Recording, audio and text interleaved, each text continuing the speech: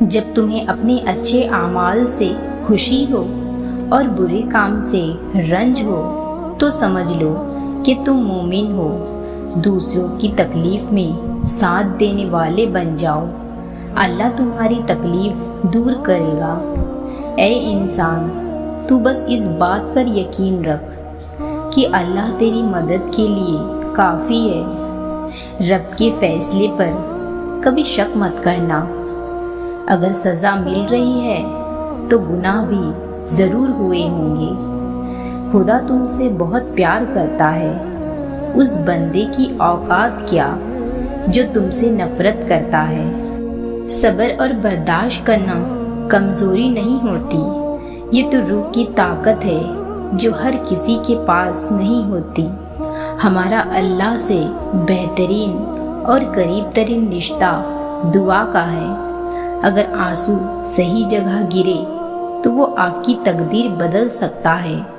ہمیشہ اپنی چھوٹی چھوٹی غلطیوں سے بچنے کی کوشش کرو، کیونکہ انسان پہاڑوں سے نہیں پتھروں سے ٹھوکر کھاتا ہے۔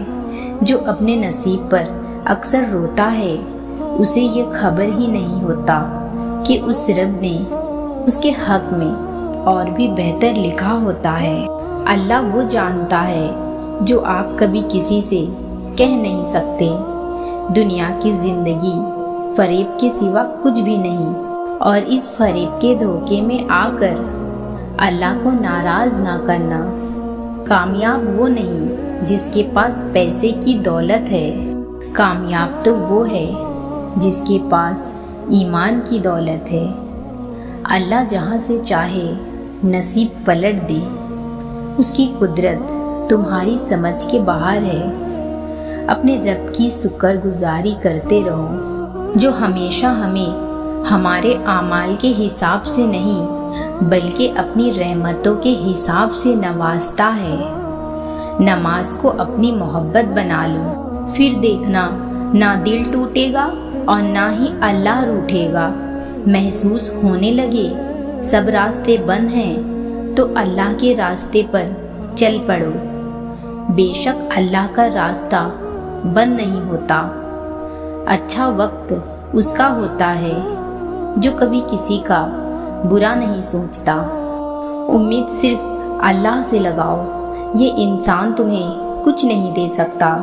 برداشت کرنا بزدلی نہیں بلکہ زندگی کا اصول ہے، اور جس دل میں قوت برداشت ہے وہ کبھی ہار نہیں سکتا۔ ایک بات ہمیشہ یاد رکھنا، نماز مٹی کے انسان کو سونا بنا دیتی ہے۔ اگر کسی دن درد زیادہ ہو جائے تو شکایت مت کرنا، بس یہ کہنا کہ میرا رب بہت بڑا ہے۔